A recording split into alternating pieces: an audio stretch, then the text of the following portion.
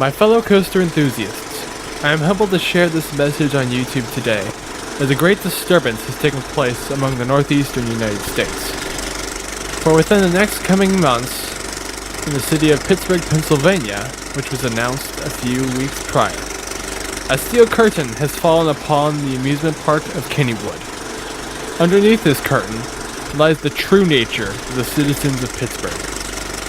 They are prideful of their city, their sports teams, by making yet another shrine to the Steeler gods, this time in roller coaster form. As a man who learned of their ways thanks to the sharp words of Urinating Tree, I for one am not surprised in the theming of this roller coaster. Sooner or later they were going to make a roller coaster about the Steelers, and turns out this is it. But besides their unimpressive theming, the coaster itself doesn't look that half bad.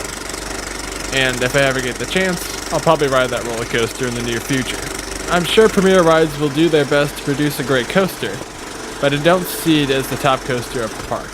Like the Pittsburgh Steelers can't beating New England, the steel curtain will probably not beat Phantom's Revenge. In short, I like the look of the coaster. I like what it's doing and what it's going to be for Kennywood and how it's going to help them out in the near future. But I, for one, I'm just not surprised with their roller coaster being themed to Steeler Nation and the Pittsburgh Steelers.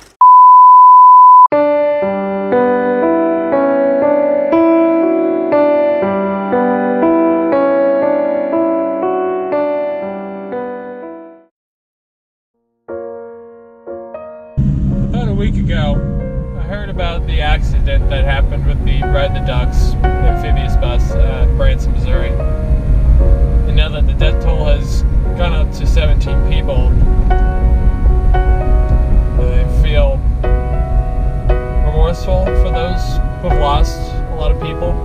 I'm sure that when they were going on that duck boat ride, they never had the slightest thought that they would die that day. And I will probably never know what it's like to lose somebody so close, so quick. And I'm not going to pretend that I understand that, because I won't understand that unless I experience that for myself, and I hope to God that I never do. But to those who were hurt, saddened, remorseful, distraught in this event, my words to you would be to learn, grow, and take time to share your pain with others. You're not in this alone. Nowhere near that. There are people who love and care for you, no matter who you are.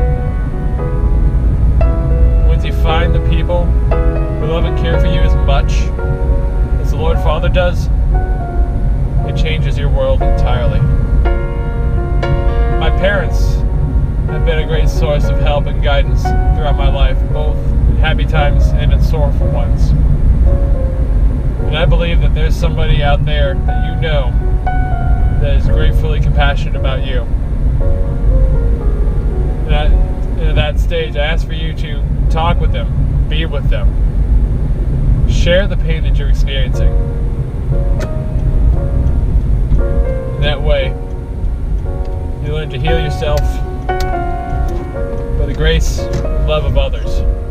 So in this time of darkness and time of need, seek out those you love the most. Whether it be your father, mother, brother, sister, or brothers and sisters in Christ, whichever works best for you. Find a way to heal, grow. I have faith that you will grow from this experience. You'll learn to be a better person yourself. And above all, take the time to love those who love you back. That's my message to you.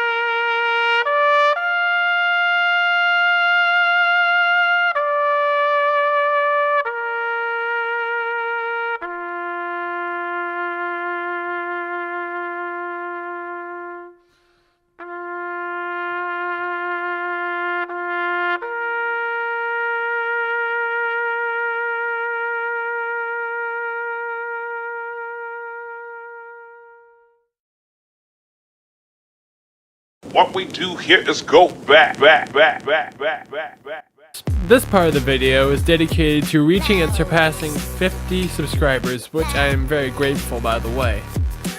And in light of reaching that achievement, I want to share something personal about myself, something that I haven't shared with many other people before.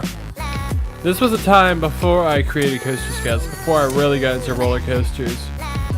In fact, it was part of the highest point of my life at this certain point.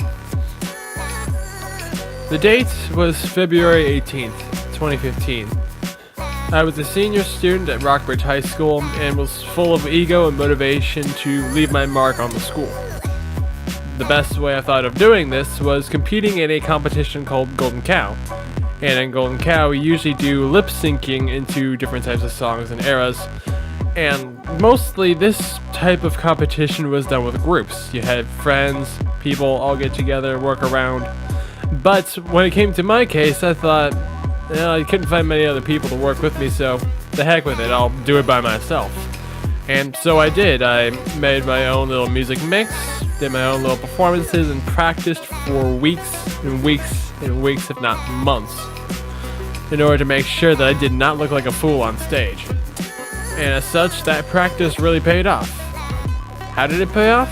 Well, it actually got me into a section with my senior yearbook. If you can see right over here, this big picture here is me when I was performing. And along with that, we had a few quotes from some of my classmates about the occasion, which I'd like to read with you right now. To quote Gabby G, "It was impressive to me that he was able to get on stage and be courageous enough to perform alone. I was in the first act, and personally, I was nervous, even when I was surrounded by my entire group. It warmed my heart to see everyone involved in supporting him. He got such a positive reaction." Clara B says, "David's performance stole the show. He was definitely the most invested and passionate during his performance, and it was really well done." Allie H said, "I recognized David instantly when he walked on stage. He performed in the main commons earlier this year. Music just happening to be playing. Others might have seen him in the front row for every football game or basketball game, leading the Brew Crew in the roller coaster. He is so into it. I love that he got to steal the show." But don't take these phrases and quotes just for it. See it for yourself. Our only solo act tonight.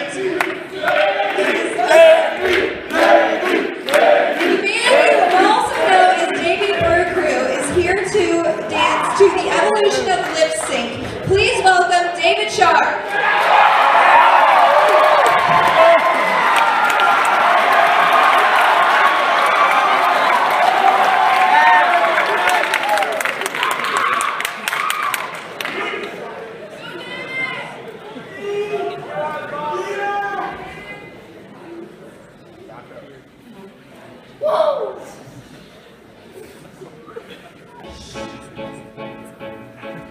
I see a little silhouette of a man. Scaramouche, will you do a bop, thunderbolts and lightning, very, very frightening me.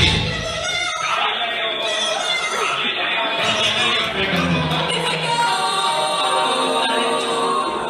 nobody loves me. He's just a poor boy from a poor family, sparing his life from his monstrosity. I like big things.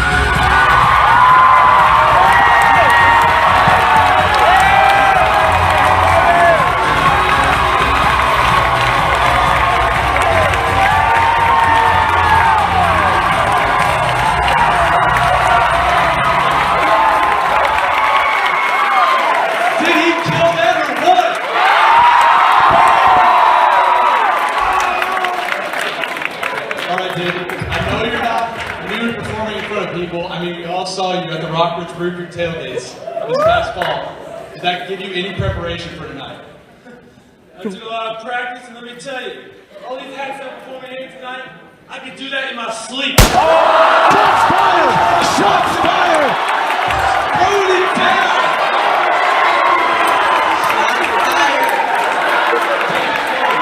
What are your reactions, judges? Do you have anything? Shots fired. While we're in between acts, we thought we'd read a few tweets from Lauren Forrest. Jill restored my love for Disney movies. If David Sharp doesn't win, I'm going to be disappointed in our judges. Hashtag RB Golden Cow. Calling you out. And with that, I became the Golden Cow Champion of 2015. And by far, this has been the greatest achievement I've been able to make so far in my life, and it's been really awesome. I'm about to say not as great as earning Eagle Scout, but this was a good thing to win and earn. Much like the 50th roller coaster achievement, which I will earn within the next few weeks. So here's some more updates on that plan. So far, I am still going to Kings Island on the 1st of August, but it seems as though I'm going to be more towards getting to Cedar Point on the 3rd. So look for me at Kings Island on August 1st and Cedar Point on August 3rd. And from there, we'll see how things unfold, and I'll be eager to ride new roller coasters both at Kings Island and Cedar Point, and I hope to see you guys there on August 1st and August 3rd. I'll see you all next time. See ya.